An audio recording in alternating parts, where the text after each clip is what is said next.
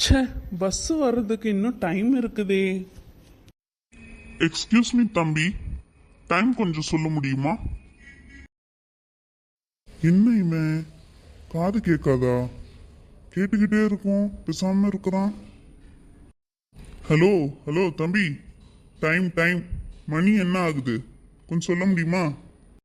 நான் டைம் உங்கள்கிட்ட சொல்ல மாட்டேன். ஓ அது சரி, வெறுமனியா வாட்ச் எல்லாம் கட்டிக்கிட்டு வர்றது, ஆனா டைம் பார்த்து சொல்ல தெரியல புள்ளல்ல. எனக்கு டைம்லாம் பார்த்து சொல்ல தெரியும், ஆனா நான் உங்கள்கிட்ட சொல்ல மாட்டேன். அட, இவ்ளோ எதிரியா பாக்குறதுக்கு நம்ம இதுக்கு முன்னாடி பார்த்தது கூட இல்லையே. என் போன் வேற சுவிட்ச் ஆஃப் ஆயிடுச்சு தம்பி, அதனாலதான் கேக்குறேன். ஆ, அதனால தான் நான் டைம் சொல்ல மாட்டேன்னு சொன்னேன்.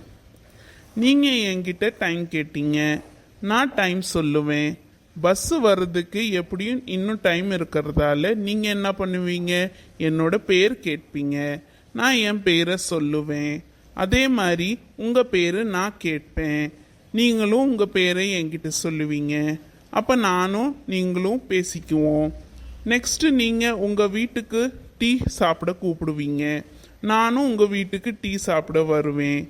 நான் டீ சாப்பிட்டதுனால நீங்கள் என் வீடு எங்கே அட்ரஸ் கேட்பீங்க, அப்போ நான் உங்கள்கிட்ட என்னோட அட்ரஸ் சொல்லுவேன், நீங்களும் என் வீட்டுக்கு வருவீங்க.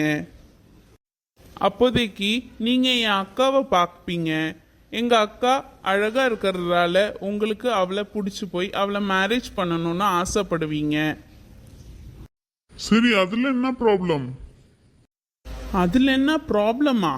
சொந்தமாக ஒரு வாட்ச் கூட வாங்கி கட்ட வழி இல்லாத உங்களுக்கு நான் எப்படி என் அக்காவை கட்டி கொடுப்பேன்?